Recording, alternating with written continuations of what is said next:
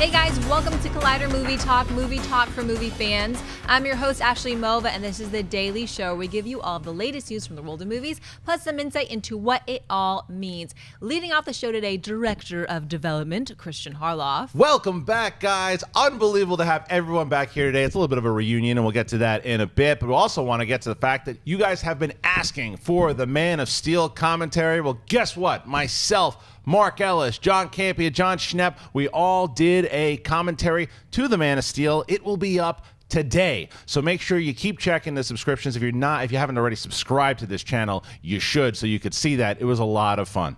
Also here, producer Mark Ellis. Mark, hit us with a joke. Come on. Thank you, Ashley. I'm not going to hit you with a joke. I'm just going to let you guys know. Do you want to see what $1 billion looks like? Do you want to? Because this is it right here. This is my March Madness bracket. I'm going to win $1 billion off this, baby. It was nice knowing everybody. Also here, producer of the Schmoes No Show, Miri Jedeikin. Yay. Hello, hi. Nice to have you back. Nice to be here. It's a bigger desk, or It maybe is. not. It feels bigger. It's a semicircle this time. You know, Miri, we're all celebrating St. Patrick's Day. Ah, you had to go there. You had to go there. Yeah. She's There's got some green. It's Guns N' Roses. You know, You can't Guns N' complain. Roses and St. Patrick's Day go well together. And there's the thorns and Yeah, there's some green there. There's green. I've got green. Whatever. All right. 20th Century Fox has released the latest X-Men Apocalypse trailer, which sets the Four Horsemen of Magneto, Storm, Angel, and Psylocke against the X-Men led by Professor X. Apocalypse, the first and most powerful mutant, amasses the powers of many other mutants, becoming immortal and invincible. Upon awakening after thousands of years, he finds and recruits a team of powerful mutants, including a disheartened Magneto, to clean mankind and create a new world order over which he will reign. X-Men Apocalypse lands in theaters this May 27th. Kristian, thoughts on the new X-Men trailer? I loved it. I loved the new trailer. Dennis and I actually just did a trailer reaction review that is also on the channel right now, actually, and we both thoroughly enjoyed this trailer. I thought that from what we've seen so far with the pictures, and a lot of people are talking about Apocalypse, they look like a Power Ranger villain and all these things, so I was wondering, how was he going to look? Because we saw this teaser trailer, or the teasers and stuff they showed at Comic-Con and stuff too. What was it going to look like? And I thought it looked epic, man. The little TV spots, the little footage here and there, but this was something that you have to go this direction following Days of Future Past.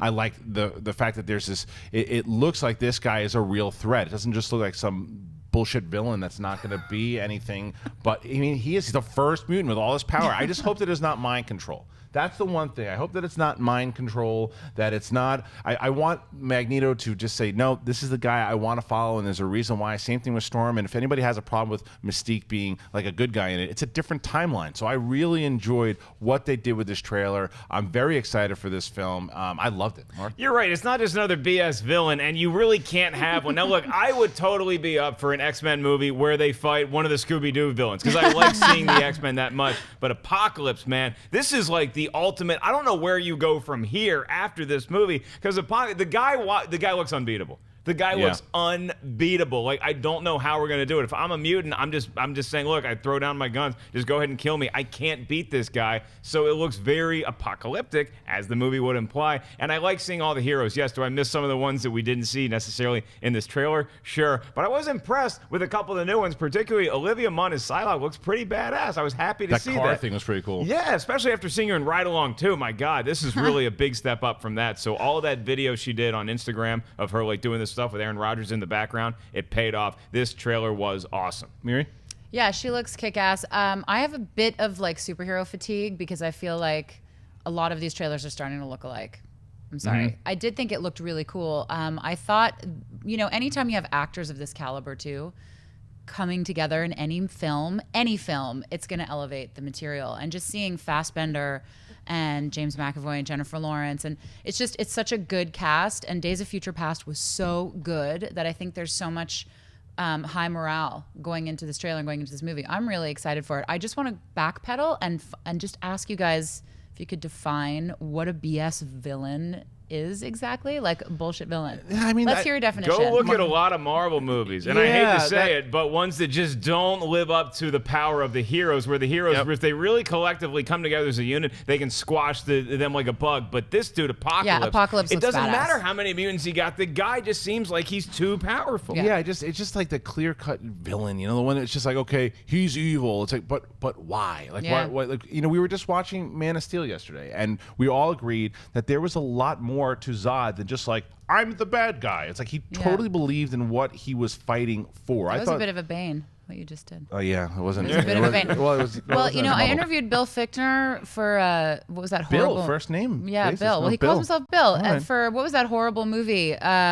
Anyway, Jonah Hex? No, it was another cowboy movie with Johnny and Depp, Aliens? Oh. and what was it? It was Disney. Lone Ranger. Good yeah, lord. so I did the junket for that, Bring and that he up on this said show. that the best villains are the ones that don't think they're villains. They actually think they're doing good. Apocalypse thinks he's a god, and he might be one, judging from I this think he trailer. looks I pretty love the biblical godlike. implications, but we got that in the. So I didn't love this trailer as much as I loved that other one that I saw. That was, you know, the one before this one, but this one, like, I was already sold on this movie. I get your point about superhero fatigue, but like, it's X-Men, baby, Yeah, and it it still feels like it's felt- gonna live up to that quality. Yeah, it still felt like an X-Men trailer. Okay, now how about you guys? We've been doing this a lot lately, and it really has been great to hear your voice as far as what you thought of the trailer. Go and comment on the live chat here. Comment if you're watching this on the replay. What did you think of the trailer? Make sure you obviously leave your thoughts on the reaction review that Dennis and I did. Another trailer that hit today was the Tarzan. It was the second Tarzan trailer that hit. Now, we were all pretty surprised how much we enjoyed the first Tarzan trailer, because everyone was like, oh, Tarzan movie, who cares? And then you saw it and you were like, wow, this thing actually looks pretty good. And to steal another word that we just used for X-Men, the thing looks pretty epic. I enjoyed the trailer, of the second trailer, as much as I enjoyed the first trailer. I had a couple of issues with it. The first being that some of the CGI apes looked very CGI to me. Some of the stuff where he's running with some of the other animals looked CGI. But the story itself and everything and the telling of Tarzan looks like a great telling. And I like how they're playing Jane with Margot Robbie, even where she's kind of making fun of the, oh, you want me to be the damsel in distress? Well, spit in your face, Christoph Waltz. Like, I like that whole element. It's got to be fun to spit in Christoph Waltz. I'm sure. But I think that the other thing that I had, I think they showed up maybe a little bit too much. And what they showed is when they showed that stampede coming through, right after that, they showed like, oh, there's all these men, and how are we going to do it? Well, you just showed us how you're going to do it. You're going to have the stampede go through. But other than that, I really like what I'm seeing. I think Skarsgård is the perfect Tarzan. I really enjoyed the trailer. I thought it was great. Miri, we watched this trailer together. What'd you think? Yeah, I really liked it. Again, like you said, more than I thought I would. And I love Margot Robbie. I think she's amazing, and I will see her in anything she does. And she's showing that she has range, and she seems to like to play the against type, really strong female character. And I agree with you that her Jane was the most compelling thing for me in the trailer. But I also thought that they give you a little bit of a peek into the fact that this is an origin story. Like, how did Tarzan become Tarzan? And I love that. I love that they show his beginnings, and it's exciting. It makes me want to see the movie. Yeah, the trailer didn't wow me like the first one did. I liked it, and I don't really penalize the trailer too much for having less than perfect CGI, because you got to feel like they're working on that stuff constantly. They're tinkering it, but they wanted to get the story out to the public in some capacity, particularly with a movie like Tarzan, where a lot of people are going to be skeptical. You see Tarzan, like, what the hell is this? Really? The first trailer totally got me hooked on it. This one, okay, fine, I'm in. It just didn't really grab me like the first one did, and I wanted it to. I was ready for it to take me to the next level, and instead, I think they showed a lot of the story. I'm not going to Tarzan to be surprised by the twists and turns. Yeah, I get that. The narrative takes. I just want to go to see. You're right. Him going back to what he should be doing, to what his destiny would be. Yeah, I do think he's a great choice for Tarzan, and it seems like you guys are really enjoying that trailer as well too. Like, Tarzan is becoming a movie that more people are looking forward to, and people are saying in the chat room they weren't before the trailer. So that's good marketing. Now, before we move into the next topic today, we mentioned on Monday, I believe it was, that we are debuting TV Talk. TV Talk will be our weekly show that is going to debut on Monday. We debuted the cast as well too, and that's going to be Sinead DeFries will be back with David Griffin and Josh McCouga leading the ship every Monday. Well, there's a way way for you guys to get your voices heard on that show. Make sure you head to Twitter and hashtag Collider TV Talk. There's going to be an entire section dedicated to you guys and your questions about TV. You want the crew to talk about the latest in television, what topics you want them to talk about? Start doing it right now. Make sure that you find Josh McCouga and Sinead and David on Twitter, but also hashtag Collider TV Talk. Okay, Ashley, what's up? According to an exclusive at The Wrap, Warner Brothers and DC Entertainment have hired Wonder Woman and Pan screenwriter Jason Fuchs to write their Lobo movie. Sources for The Wrap suggest Fuchs will start from scratch with his own take on the Lobo character, who is an alien working as an interstellar mercenary and bounty hunter. The project was originally developed by San Andreas director Brad Payton, with Joel Silver and Akiva Goldsman producing, but no word on whether or not any of them will remain on the project. Mark, what do you think about Jason Fuchs taking on Lobo for DC? I'm going to buy it for one simple reason. I didn't see Pan. I totally missed the movie, so I got lucky in that regard, apparently, because everybody hated it. And I'm not going to totally pin the success or failure of a movie based on the guy who wrote it or the female who wrote it, because there can be a lot of different things that go on once it actually gets to screen. I like this call because Jason Fuchs, we got the chance to interview him on Schmoes. He seems he's a young, idealistic kind of guy. He has really creative takes on material, and taking the Lobo source material that he is this guy, it can almost be like their answer to Guardians of the Galaxy in a way. He's an interstellar mercenary, he's a bounty hunter, he's not shy, he's very sarcastic. I like that they're doing this project regardless of who's writing it. Jason Fuchs seems to be like a pretty good choice, especially if they're happy with Wonder Woman. Yeah, I don't like it. I don't like it. You're right. We got the chance to talk to Jason Fuchs, and he was a super nice guy, and he was a funny dude. But, I'm not going to just say because we interviewed, I'm not saying you are, but I'm not going to say because we interviewed the guy that I liked the choice. I hated Pan because I saw the movie. It was written terribly. I didn't like the movie at all. And he's writing Wonder Woman. So from what they say is that he wrote, I guess, the script for Wonder Woman. And maybe that will change my tune, and maybe he really knows the DC universe really well, and you can judge him off Pan. But right now, I have to judge him off Pan, and Pan was garbage. I don't want to see anything like that with Lobo. I want to see something completely different as far as like tone. I don't want people singing Nirvana out of nowhere. I don't know whose choice that was. I believe it is his. So yeah, this isn't a writer that I'm jumping out of my seats for. But like I said, it could change my tune if I find out down the line that he had a lot to do with Wonder Woman. But Wonder Woman is fantastic, and then he really is locked into Lobo. But just initially hearing it, I kind of hear both of you. I think I agree with Mark that he's young and he's idealistic is a great word to describe him. And I think he's extremely bright. He's very knowledgeable. He's going to do his homework. He's going to try and honor the character as best he can. But we haven't seen a huge track record from him. And I think you're right. I think for me, seeing Wonder Woman is going to really determine how I feel about going into this film. I also think that, when you look at films like Guardians of the Galaxy and other superhero movies that take place in an interstellar environment, there's been a little bit more there's been more properties, more content that takes place in this kind of a realm with these kinds of characters. So I'm kind of curious to see if films like Guardians of the Galaxy are going to influence the way he treats this character, because there's some overlap. And we've talked about this on Movie Talk before. In no small way do I think part of this is because of the success of Deadpool, where it's like Lobo and Deadpool aren't the same character by any stretch of the imagination, but I think that DC might look at this as a good answer to what Deadpool did and all the fan fervor. People love Deadpool. They love the viral marketing campaign for it. I think they might try a similar strategy with Lobo. Here's something, though, too, because what I wanted to throw your guys' way. Do you think that, because they say that The Rock is going to play Black Adam, but we don't know when that's going to happen. I think 2018, 19, whenever it is. Being that we don't even know when the hell that movie's coming out, and that we know that The Rock has expressed interest in playing Lobo, do you think that he's going to scrap playing Black Adam and play Lobo? I happen to think that that's exactly what's going to happen. But what do you think? I don't know that I can make those kind of predictions, Christian, but I'll tell you that I look at Lobo and I'm like, that looks like a guy that The Rock could knock out of the park. You know who I'd rather see? I'd rather see Chubby Rock from the beginning of the Central Intelligence trailer when he's in high school. That's The Rock I want to see play Lobo. That has never happened. Maybe the other one will. Maybe it will happen. You have power, Don't underestimate. You think The Rock will scrap Black Adam and go towards Lobo? It's very possible, only because we've been hearing rumblings about Batman v Superman and the level of success it needs to reach in order for this entire slate to really be upheld. So, you know, movies that are going to come out in 2-3 years are anyone's guess, but it seems to me that Lobo is maybe happening more quickly in terms of its development cycle, so it's entirely possible. James Mack in the comments has a great suggestion. Joe Manganiello as Lobo. Good choice also. Never gonna get it. Never gonna get it. You just wanted to do that. I just really wanted to. That had nothing to do with his comment.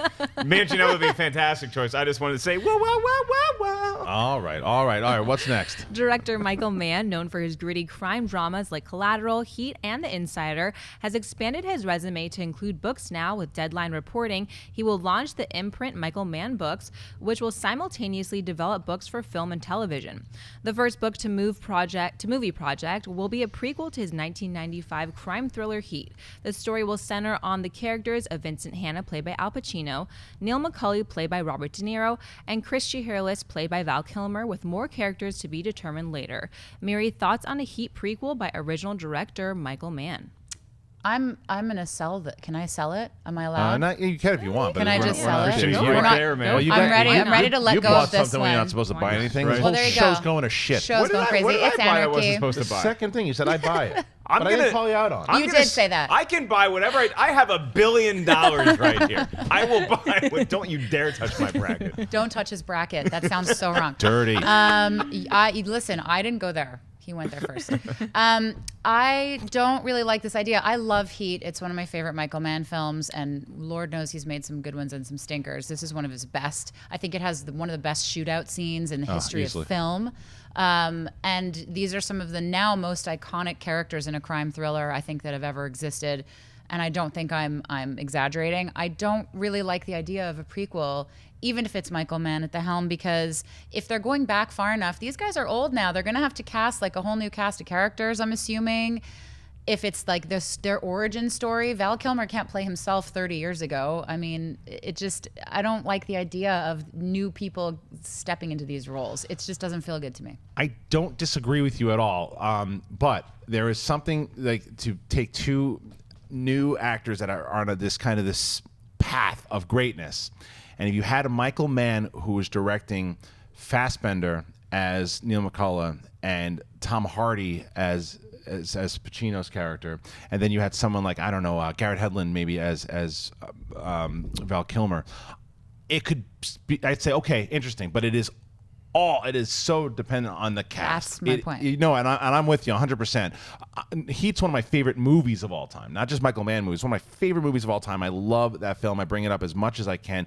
Great shootout, great scene. I had coffee with Macaulay half an hour ago. Like so many great lines in that movie. I love it. But I just don't. I think it's risky. Yeah. If he has a tale to tell, Michael Mann, then okay, great. But you have to get the perfect, not even an okay cast, the perfect cast to pull it off. Yeah, and it's Michael Mann, and he's not like, he did Miami Vice. That's so. true. This is a buy for me, man. If There's you no think buy, you're selling. if you think you can cast a young Han Solo correctly, and you think you can cast a young Indiana Jones correctly, you can certainly cast De Niro and Pacino from Heat. It's a really, really good movie. I enjoy the hell out of it, but I'm not going to be sitting there watching a prequel to Heat that takes place 20 years before the original and be like, well, he looks taller than Pacino. Why doesn't he just write the story If then? it's a great story, then I want to see the movie. I'm not going to be so locked in, but if you really want people that look like the elder statesmen that we have currently,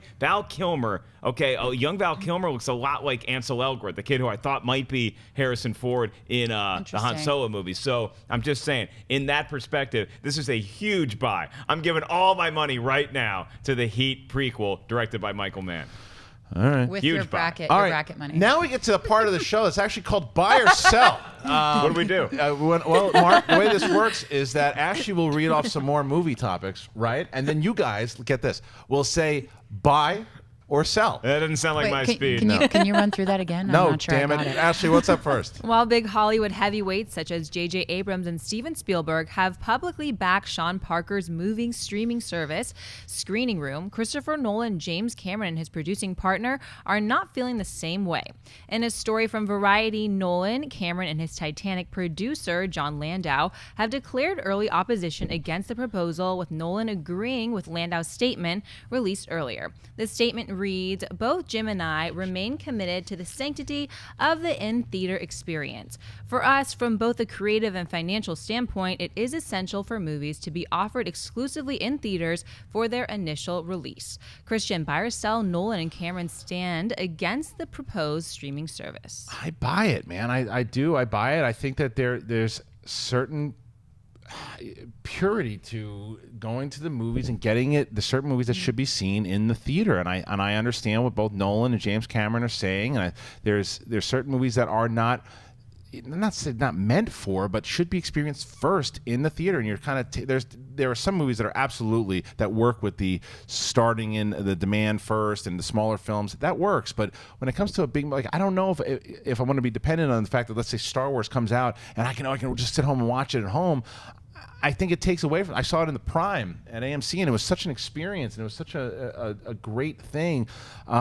Yeah, I get where these guys are coming from. How about you? I will buy the fact that these guys think it's a bad thing, and I'm totally on board with them having that thought, because look, it's like that's their industry, you know, that's what they work in. They need people to go out and see movies in the theater. But for me, the reason why I bought this service on Monday's Movie Talk is because I love the idea of it. Put the power in the consumer's hand. I'm a consumer. I'm not a filmmaker, so I don't care about how rich James Cameron or rich Christopher Nolan think we should see a movie. I should get the choice, especially when my circumstances may be very different than somebody like Christian's. Like, maybe I don't want to go to the movie theater. Maybe I make the huge mistake of having 5 kids, and I'm like, I don't want to take all these animals out to the theater at the same time. Maybe if they all want to go see Zootopia, we can all just buy Zootopia and we can watch it in the comfort of my own home. We don't have to hire a babysitter if I want to go out and see Star Wars. It should be my call. It should not be some rich filmmaker's decision how I see a movie. Now, having said all that, I love seeing a movie in the theater. I'll see Batman vs. Superman for the second time, opening night, probably at the AMC Burbank. But that doesn't mean that I shouldn't have the right to choose how I get to have my content delivered to me.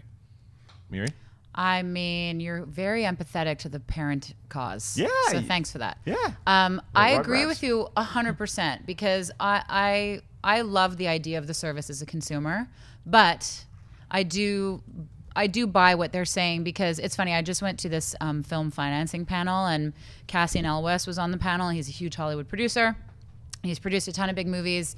He's had a long storied career. And one of the things he said, because this came up, was this is financially could be potentially disastrous for not just people who are making the movies, but theater owners, because you buy the box for $150, you order a movie for $50, you invite 10 friends over, you know, there goes ticket sales, Right. and there's all these people watching the movie that would have to individually go and buy a ticket. And I thought that's a really good point, because there's no limit to how many people you can have in your home theater, living room, wherever, apartment, and watch this movie. So it brings up a lot of interesting issues. As a consumer, I agree with you. I have kids. It's like a nightmare, and it's expensive to go to a movie theater. It costs about the same amount of money to get a babysitter and go see a movie on a date night as it does to buy the box for this thing. Right. So when you think about it from a financial standpoint, spending $50 on a movie, if there's 2 of you going out, you know, 2 tickets and whatever, it ends up being worthwhile. So I get why this is happening. I also think that Sean Parker started Napster, and his whole thing is disruption. He likes to come into an industry that's maybe a bit archaic, that's been the same for a long time, and shake things up. He completely changed the music industry, and I think a lot of people are really scared because he could potentially completely create total upheaval for theaters and ticket sales. The big question is, will Justin Timberlake play him in the version? That is the big question. But you know, the other thing is, as far as someone who does have a child, like it's one of these things though, is that the movies come out 3 or 4 months later on either it's Blu-ray or it's like you could wait. You can you wait. You can have wait it. to see Star Wars. You can wait to see Not if you're X-Men. You can wait to see Civil him. War, Batman versus Superman. But you're not taking. There's some kids that are too young to see that stuff. But if there's other kids that you want to take out to see it, it's like you can see it in the theater at time. There's a sacrifice you make when you have children. That's one of the things everyone says it. Oh yeah, don't have them. I'm saying don't have kids. I'm saying buy the box. But I do agree. I'm on the side of Nolan and Cameron here. I just think that, and also because of the relationship, the theaters are probably losing their minds right now. theaters are- that's my that's Sean the point Parker to make. point. That's the concern that I have as a fan of these movies, because look, you guys know I love Star Wars. Okay, that movie costs like Really? say $200 million to make, right? I know. It costs $200 million to make. Now, can you get that same amount of budget if the theaters go under and the studios are like, well, we don't know where we're going to throw it. We know that Netflix is able to throw a lot of money, and more so than they did a year ago. We know that Daredevil season 2 might have better production values than the first Daredevil because they got a bigger budget. But how big are those budgets going to go, where if you are just streaming movies now and the theater chains crumble, can movies look as good as they do, not just on the big screen, but actually have the same level of effects and music and talent and all that stuff going in? I totally sympathize with Nolan and James Cameron's position because that's their job, but there's ways to get around that if you are a filmmaker. There's a lot of people who don't have the 100%. means that they do that had to work their way up, just like those guys did before they had access to millions and millions of dollars and could go visit the Titanic whenever they wanted. So maybe need to go back to those kind of practices. Well, also, if you think about how VOD streaming services are starting to dominate traditionally theatrically distributed entities like Sundance this year, I mean, if you think about it, Netflix and Amazon were the biggest purchasers. So things are changing. It is split.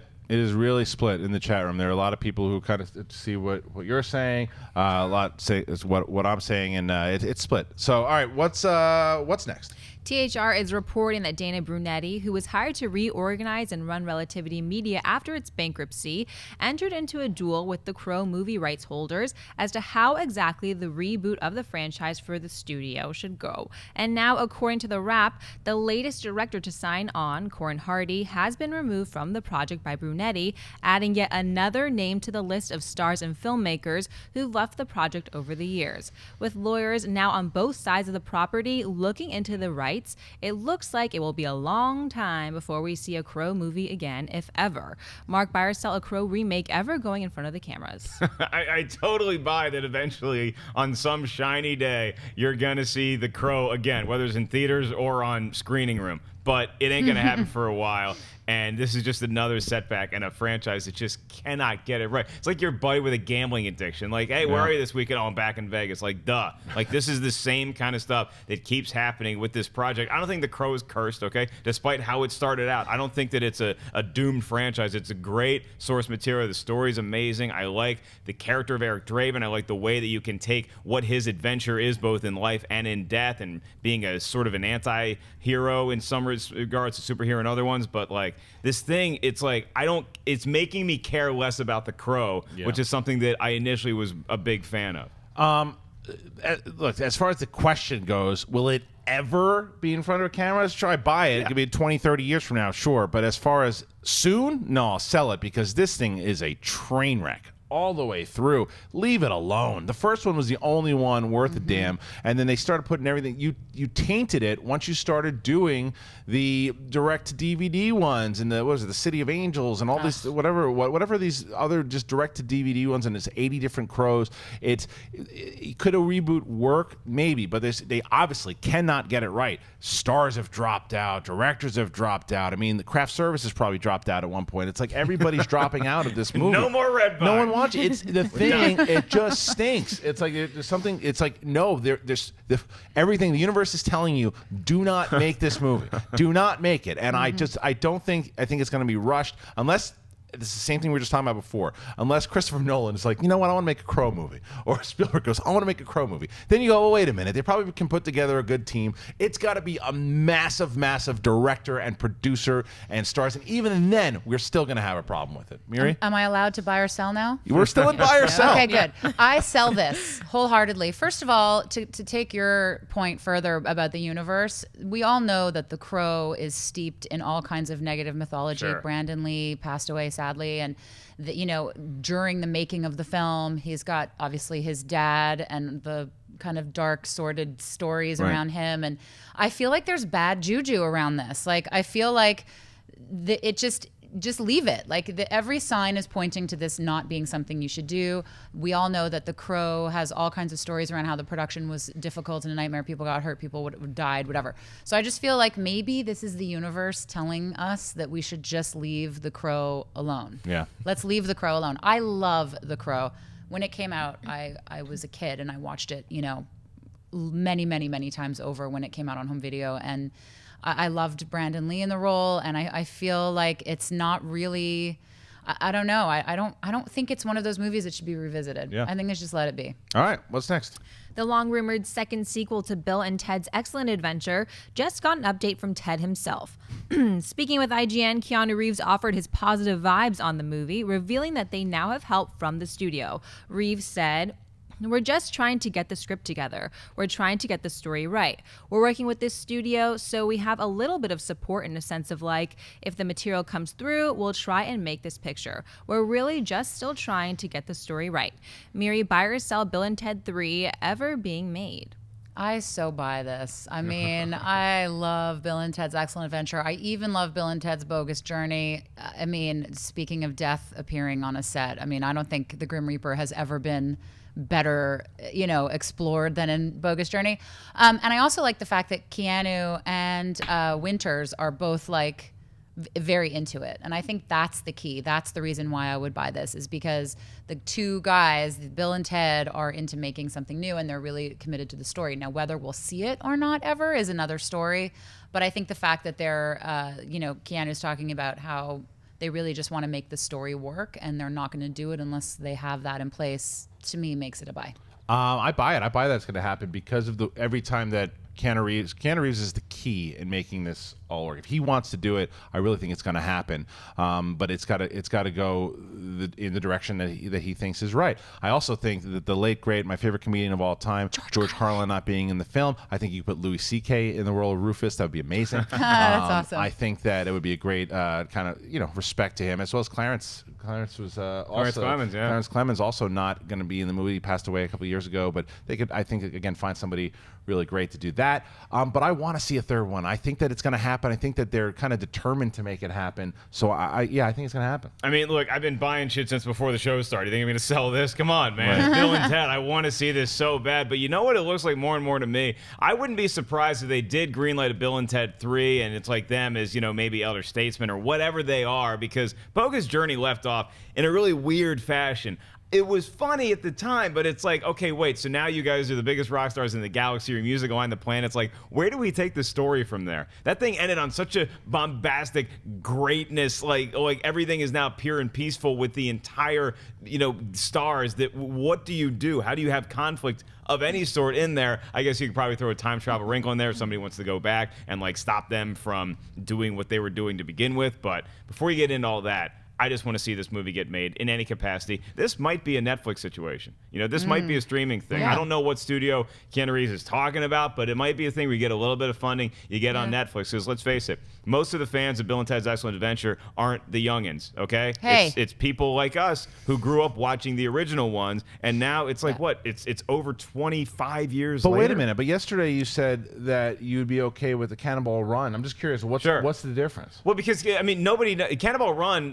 It's not a sequel to Cannonball Run. That's a total remaking remake. of it. Sure, So it's sure. like, can we have another madcap cross-country adventure? Sure, but this is building on a foundation that you're not retconning here. None of the Cannonball Run movies ever existed with this new one. This one, you have all the source material to work on, but sometimes when you have a lot of source material that you're building on, there's some pitfalls. It's like, it's really hard. Do we still have to have our drummer be an alien named Station? Like, how do we get through all these other hurdles? Let's retcon too. But I think that the other thing is that they got to capitalize, because Keanu Reeves kind of has this up and down career. Obviously he went from his great career earlier on with Bill and Ted, and then Speed and Point Break, and then he had a little bit of a rough spot, and then he got The Matrix and blew up again, and then he kind of went through a rough spot, and John Wick 2 is coming out. I think he capitalized while he's still hot.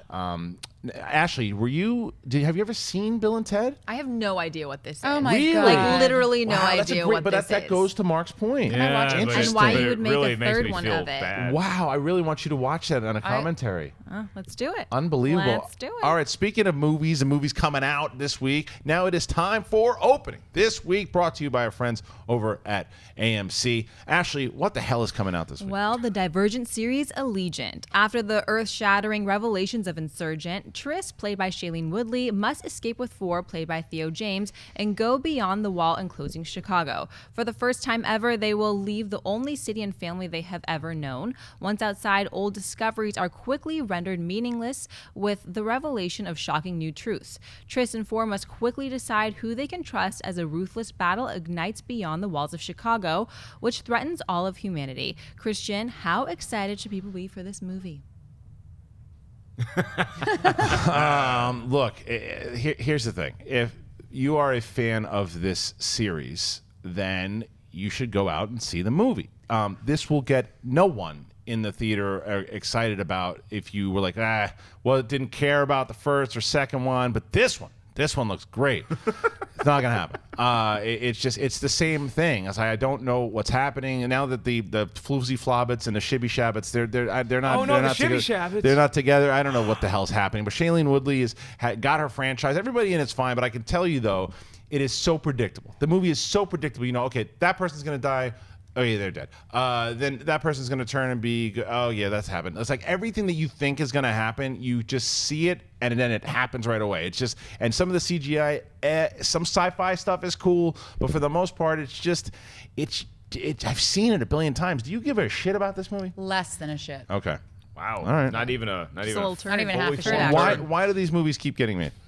Well, I think the success of The Hunger Games has spawned a sort of subgenre of YA sci-fi films, and we've seen a lot of them, and most of them have been unsuccessful, if you think about it. Even ones by the same author of The Hunger Games, right? Oh, no, Right. I'm thinking of something else. No. But, yeah. but I think that the problem when you're trying to replicate something like The Hunger Games is that The Hunger Games offered something that was very specific and very unique and fresh in the film industry when it came out. And it was first to market, and you don't always have to be first to market with an interesting idea, but it was really well executed. And they had Jennifer Lawrence, whose career was just exploding. There were a lot of variables that came into play at the same time that made The Hunger Games work. And I think that these kinds of films, there's just, for me, the problem with the Divergent series personally, and I'm not trying to, offend any fans. I think everybody's entitled to like what they like. For me personally, it lacks a certain spirit and heart and depth that I find in the Hunger Games trilogy. I just don't find it here. I don't find the characters. I think there's some really interesting ideas. Right. I just don't love how they're executed. And that's not to say I don't like some of the parts of the film. I like some of the actors, and I like some of the story features and things like that. But it doesn't do it for me. Mark? I don't care about this at all. You keep dodging all of these movies. I somehow have managed. No, I had to see the second one. Oh, you did? Yeah, Okay. I saw Insurgent, but I didn't hate it. I really didn't hate it. I didn't mind being in the theater. I was watching. I was on this adventure, but I just didn't care about it. And this marketing campaign has done nothing to make me feel like. Usually, if a sequel comes out and it's like, "Did you miss the first one? Well, now's the time. It looks you like got to they're- get in here now." There's nothing for me to latch onto. I've seen ads for it, and I feel lost as somebody who even saw the previous movie. I'm like, you don't even care. It's like, if I wasn't on board at the beginning, you guys clearly do not care to hook me now. This movie is just going after people that they already had when the first movie came out and when the books came out. Well, look behind you at that poster. It's like they're rappelling down the side of a football stadium. That was all right, though. That scene was actually okay. But I just love the look at the chat room. There's one guy, he's waiting. He's like, just say it sucks. Just say it sucks. It sucks. It sucks. All right.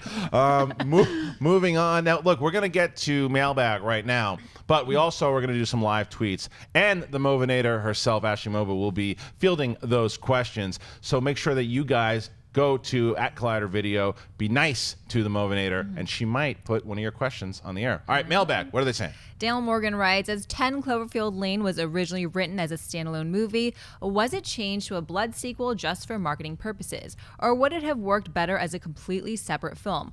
Personally, I think it was done purely to market the film and for it to perform better at the box office. A lot of people will go see it simply because of the title. Thoughts? Mark? That's a great question, because you think about the movie. Does it have to be related to Cloverfield? No. I think it did help in the marketing, but I also think that the way that the Cloverfield mythology, if you will, may or may not have played into 10 Cloverfield Lane, I think did enhance it a little bit, because you got to remember the audience has some idea of what's going on in the outside world because it's in this universe. So it helps us as a viewer identify with, okay, maybe I do buy what John Goodman's saying here. Maybe I roll with Mary Elizabeth Winstead here. Right. And so as far as your trust issues go, because we have some sort of idea as to what's going on, because I'm not going to spoil anything about 10 Cloverfield Lane, but if that is a standalone movie, you have less than zero idea what the hell's happening in the outside world. I like they don't give away a lot, but it's nice for us to go in with a tiny bit of preconceived notion as to what might be going on. It puts us in the exact same shoes as the lead character. No, it's a great point. I mean, you wouldn't know kind of what's happening throughout it,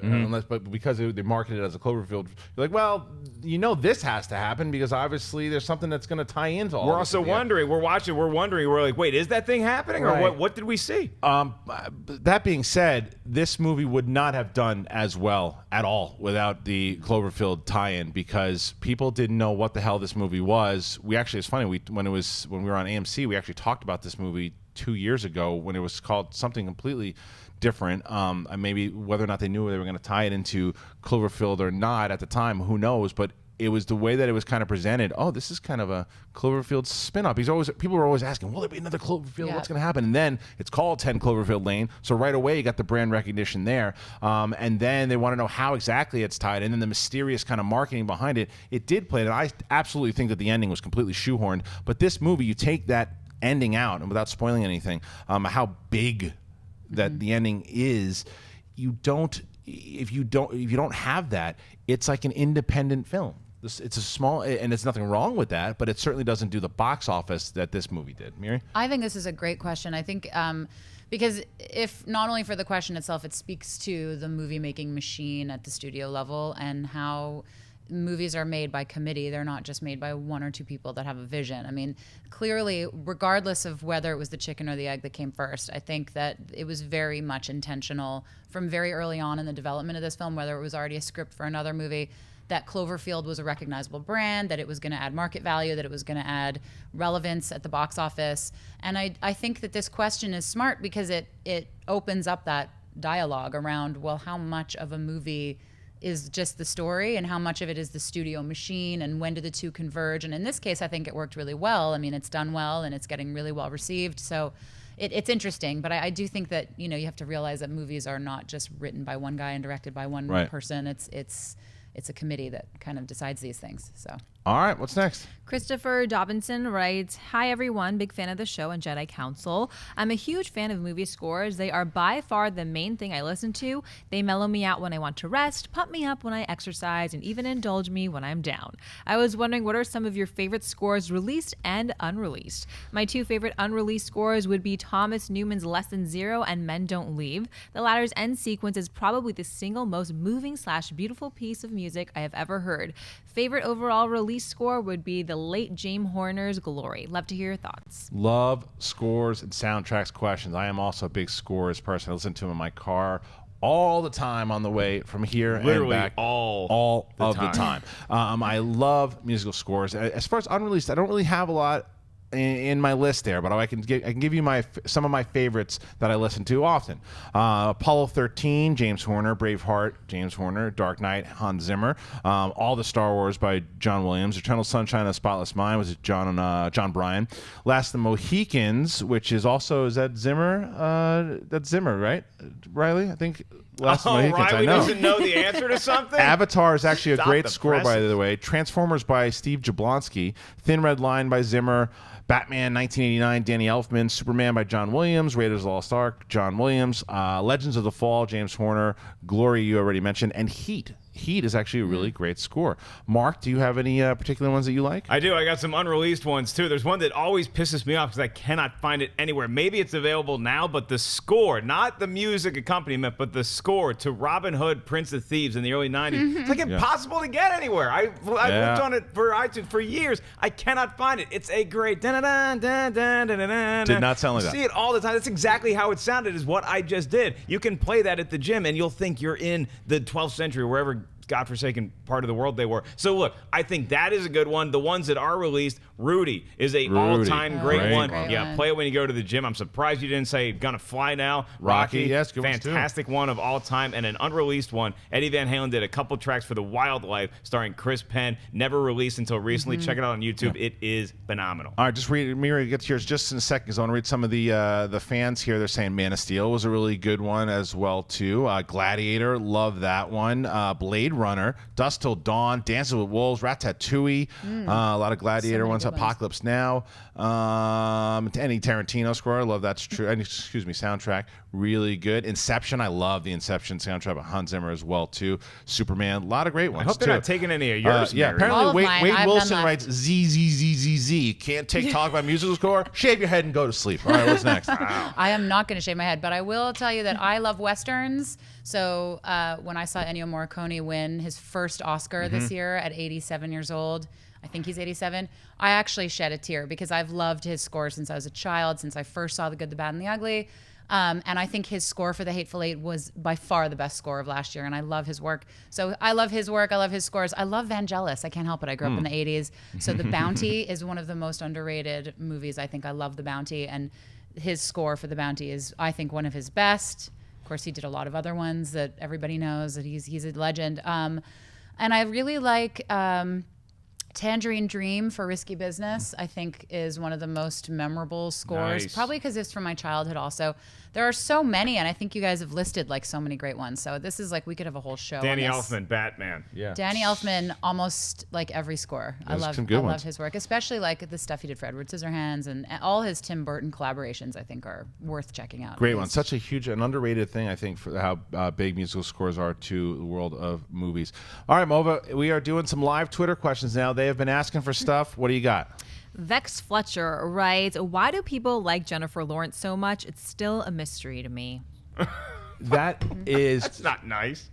what? No, no. didn't hear the question. The question was, why do people like Jennifer Lawrence so Why do they much? not like Why do Jennifer they Lawrence? not? Why they not? What they No, no, not- no, Why he- do they why- like why do they Jennifer like her? Lawrence He so doesn't. much? Well, Look, she's here- talented. She's Yeah. talented. The thing is, I think that we've talked about just this many talking times. about this. Yeah. Now, whether it's a Jennifer Lawrence or a Natalie Portman or there's a lot of actors that Tom Cruise at a point when there's too much of someone. When there's too much, it's oversaturation. There's so much of them. You're like, oh, scale back. And then when she's not.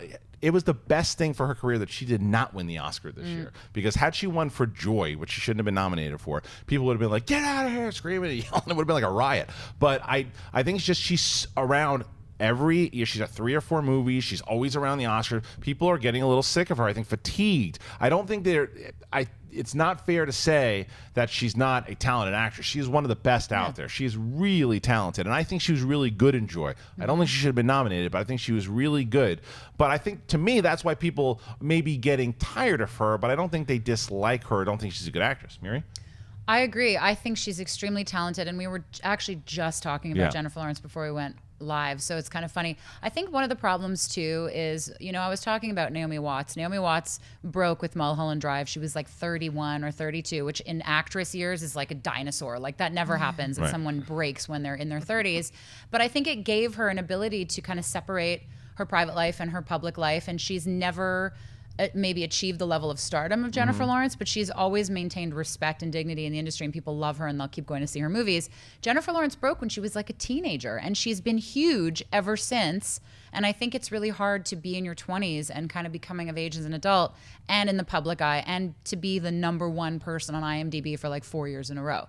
Like, she's just one of the most famous people in the world. And I think that comes with a lot of pressure. I think she's a very talented actress.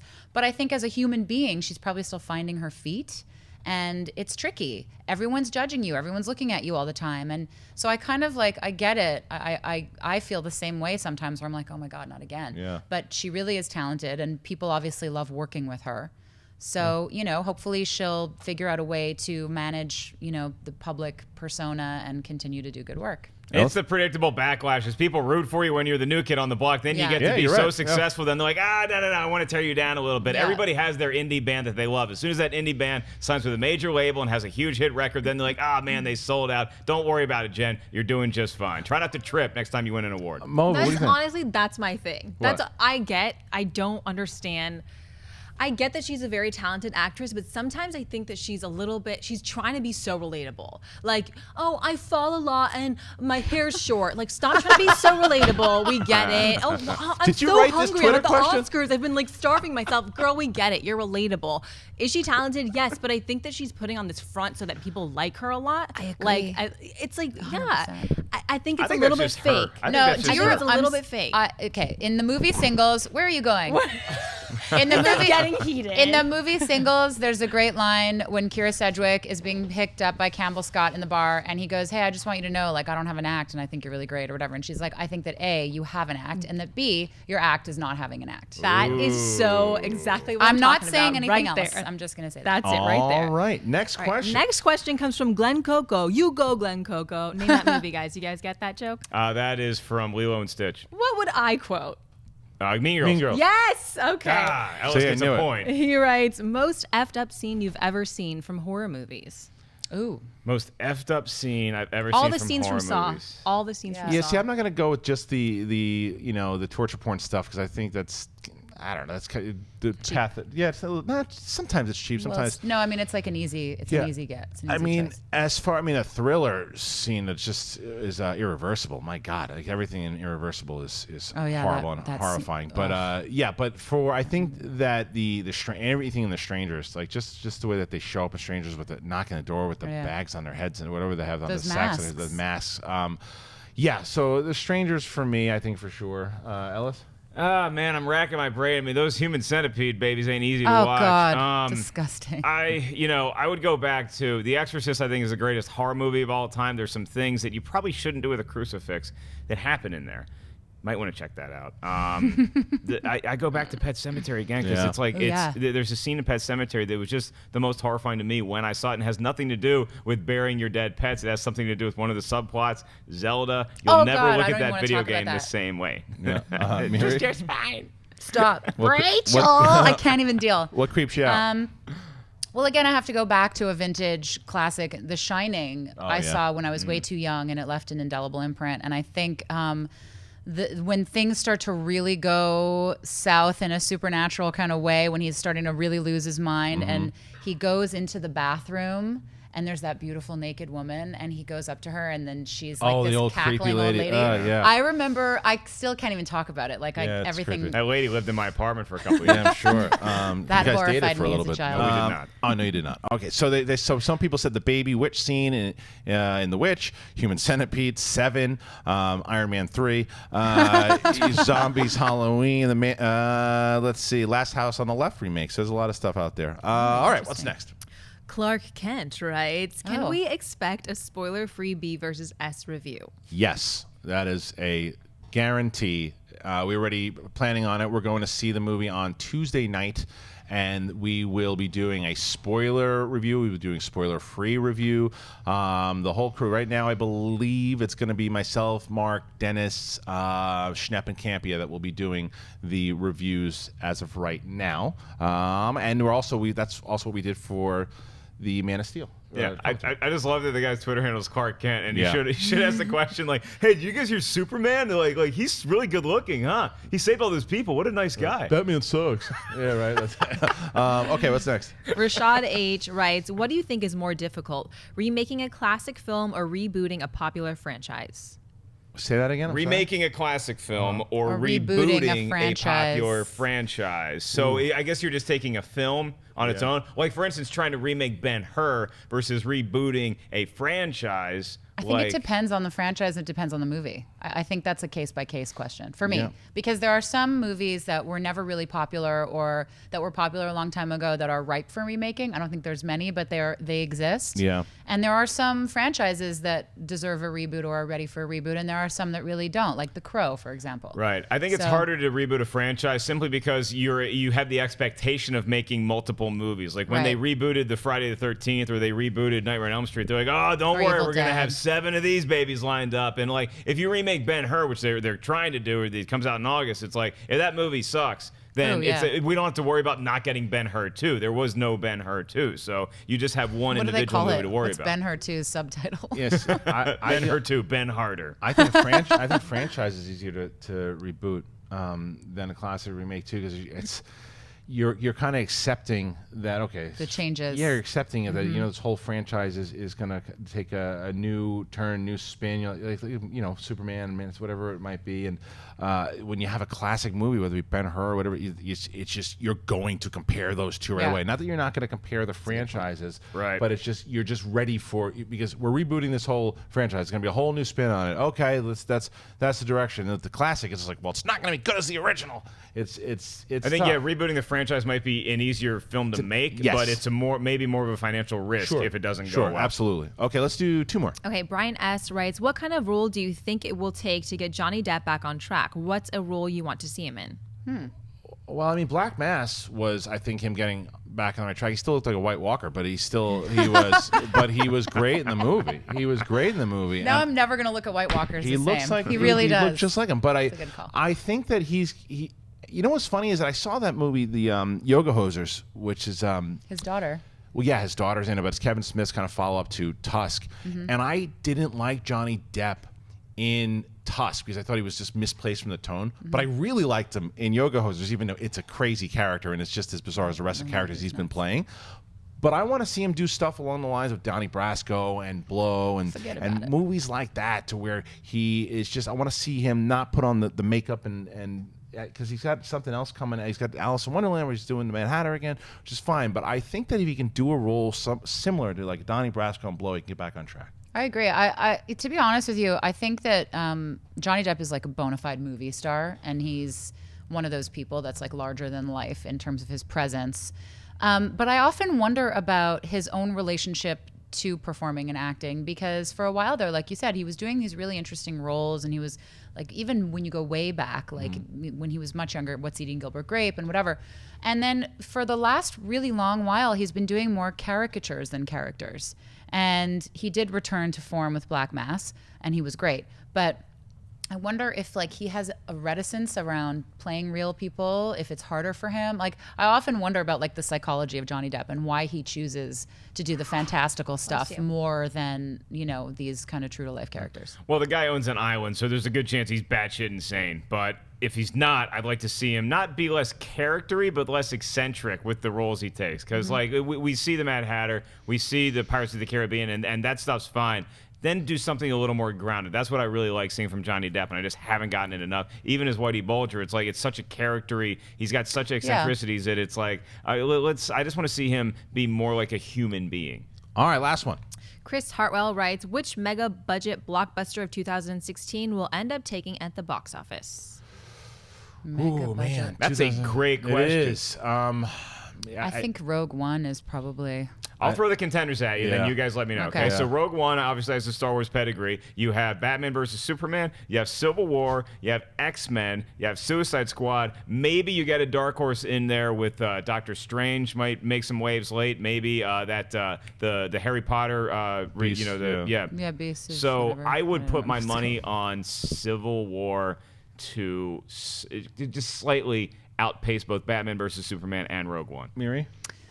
It's a tough call. I mean, I'm kind of rooting for Suicide Squad because I'm really, really excited to see it, but I don't think it's going to outpace. I think it's going to be Rogue One. I think the fact when it's coming out, I think the lead up to it, the anticipation for it, the fact that, like you said, it has Star Wars pedigree, and because The Force Awakens was so well received and made huge amounts of money, it means that a lot of the people that maybe aren't familiar with a lot of these other characters, they know Star Wars. Star Wars transcends any kind of genre. And I think for that reason, it might do really well, even though it's an anthology. I just don't think that Rogue One has enough clout behind it the same way The Force Awakens did. I don't think it's going to beat either Batman v Superman or Civil War. I think it's between those two for sure. Just because of the summer season. Because remember, Batman v Superman had Cap could do it. Batman v Superman had the same date as Civil War, and then it moved. I still think it's going to do incredibly well. It's going to do really well, but I think that Civil War will just edge it out, and especially if it's great. Because if Civil War is great, if it turns out to be disappointing, then I think Batman v Superman could take it. If it turns out to be great, then I think just edging out Batman v Superman will be Civil War. Don't forget about Sausage Party. Mova's going to see that like 30 I can't wait times. to see that. am. Yeah. Okay, that's it for the show, guys. I wanted to thank you guys for joining. Like I mentioned at the top of the show, make sure that you hashtag Collider TV Talk to get some of your questions on the air there. It was a lot of fun today, and one of those reasons is because Miri Jedeikin, you returned, you joined us. Where can the people find you? You can find me at Miri the Jedi on all social media. I also do a show on HitFix called Girls on Film. And you can also find her tonight producing the Schmoes No Show. Every week. Make sure that's right. And Mr. Mark Ellis, we're going to find you. Big fan of that Schmo program you were just yapping about. This weekend at the Comedy Store Saturday night. You can get tickets at markellislive.com. Final four picks is Kansas, Oregon, Kentucky, UVA. Kansas edges out UVA in the final. Happy St. Patrick's Day, everybody.